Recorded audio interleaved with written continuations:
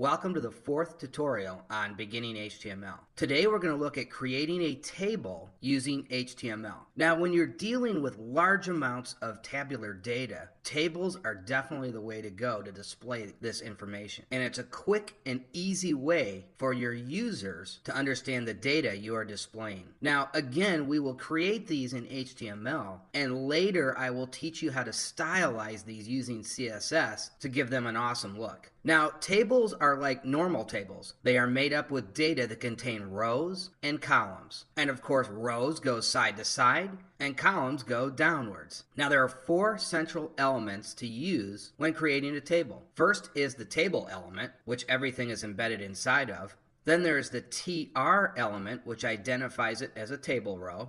And then there is the TD element, which contains the actual data. And furthermore, the TH element identifies it as a column. So let's go through all of these right now. Okay, so first we will create the table element, and we identify this as a table with a closing and ending table tag. And let's set up the column first. So we will use a TR element tag. And then, like I said, we will actually create the columns using the TH tag.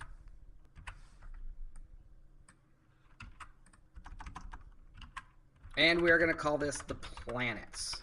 And let's make two more columns. We'll have another one called the oceans. And we will create another column called the deserts. Now let's create some data to put in those columns. So again, we're going to use the table row tag to create a table row. Now you might be wondering why we used a table row tag for the column. And the reason is it is still a table row. If you think about it, it still goes sideways. This just identifies it as a column. Okay, so we're going to create, again, the table row to hold our data. And we're going to use the TD tag now to hold our data. And the first piece of data we will store is called Earth. That is obviously a planet, and we will close that. And so this table data space will correspond with this first column. It goes in a top-down order. So again, this data will correspond with this column. It is the first position within these TR elements. That's how it lines up. So just keep that in mind. So the next cell will contain an ocean, and we're going to call this the Pacific. And then the next cell will contain data that will have a desert, and we will call that the Sahara. And again, we need to close this. And actually, you know what? I forgot to close these. So let's go ahead and close these.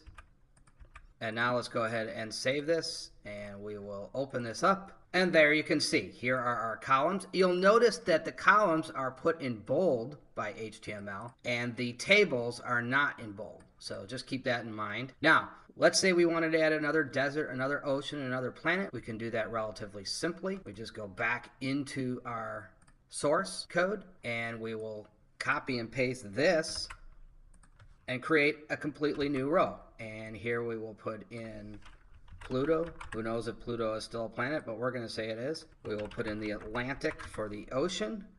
And for the desert, we will put in the Gobi Desert. And you can see how these align again. So it's always this first position. So the planets are here. The oceans are in the second position. And the deserts in the third position. Okay, let's go ahead and save this now. And we will render this again, and there you can see we've got our new row with our new data. Now when we get to CSS, as I said before, we will stylize these, and we can create menus off of this. We can create shopping carts to do totals, all kinds of things with tables. Okay, that's going to do it for this tutorial. I will see you guys in the next HTML tutorial.